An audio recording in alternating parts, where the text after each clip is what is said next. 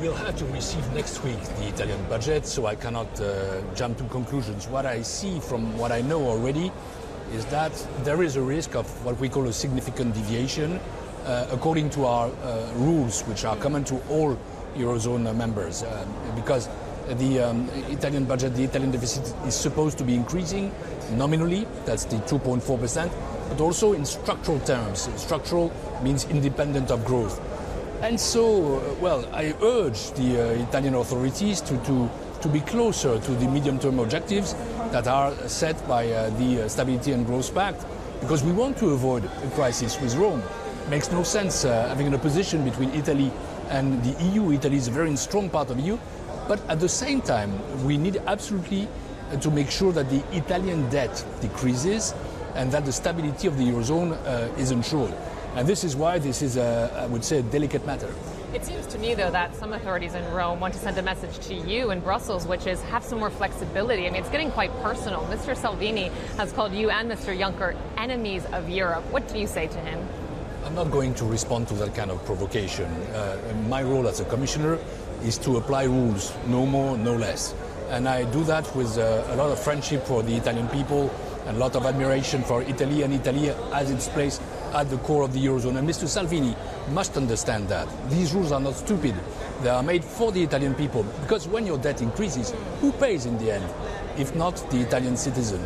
So I think that there is a story made to the Italian citizens saying we are the people, they are the bureaucrats, but as a matter of fact, if debt increases, if deficits are not under control, in the end it's the Italian taxpayer who will pay the bill. So I think that the Italian government, and my interlocutor is Mr. Tria, the Minister of Finance, must still stay credible. And I urge them to do so. It's for the Italian interest. It's not for the sake of Europe. It's not for my personal view. Italy might be taking a gamble here, though, thinking, hey, we're not the first country to break budget rules. We also seen what happened with Greece, and they eventually got a bailout. Maybe they think they have an implicit backstop. I mean, what would you say to them if that's the case? The situation is not at all the same. I've been dealing with the Greek crisis for years now. Greece was a country which derailed from European rules and which entered into a program with the European Union. You mentioned Mr. Redling with the ESM, program with the IMF. That's not something that I would give advice to any Italian to follow. No, we must not have that kind of situation. Italy, again, is a strong country, the third largest country inside the Eurozone, so it must stay at the heart of the Eurozone. And let's not play that game. The Commission does not want to play that game. We don't want another crisis. We don't want a crisis with Italy. That's why we must find common solutions, but the rules have to be respected. And you said that other countries have been playing with the rules. No country had more flexibility in the past than Italy. No country ever. And the budget, as far as we know, risks to be far away from the rules. So let's try to narrow the gap, and let's also have a tempered approach. And this is why I'm not responding to Mr. Salvini. He's a populist, I'm a social democrat. He's anti-European, I'm a pro-European. Well, that's politics. But as a commissioner, I'm neutral and friendly to Italy. Populism, though, is alive and well in many forms. I mean, you talk about European rules. That currently is a big part of the discussion when it comes to what's going on in the UK and the EU and these Brexit negotiations. We're getting ever closer to that important next meeting with officials in Brussels and between the UK here. Do you think we're going to get a breakthrough? Can a no deal be avoided? There are several scenarios, and at this stage, no scenario can be excluded. But what I can tell you is that the Commission works only in one direction. And this direction is to find a deal, and a good deal. Because if the UK, and it will probably happen, is no more a member of the EU, it will still be a European country.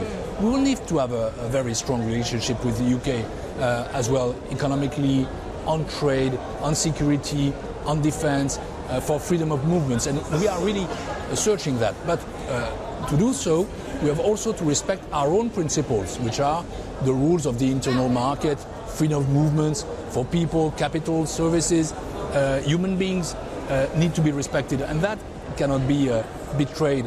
We don't want to encourage those who would think that you can be at the same time inside and outside and have the best of the two worlds. But, well, I hope that we can make it, and we will do our best to make it. We are working with the 27 member states to get a deal, and I hope that next week we will see I would say, alight. Just finally, I have to ask you about the global trade tensions. Yes, you've been dealing with the U.S. Jean-Claude Juncker went to Washington. It appears as though that meeting with President Trump went fairly well. Do you think the U.S. is a reliable partner now when it comes to reworking the global trade system, when it comes to working with China on new trade rules? No, we don't have the same ideas as our American friends. Mr. Trump thinks that unilateralism is a solution. We are attached to multilateralism. He is tempted by protectionism. We reject that. But we have a discussion with our American partners, and I think we have made progress because we showed that we would be ready to retaliate to attacks against us. We would have been absurd. We and the US are the best allies. We cannot be enemies in any war.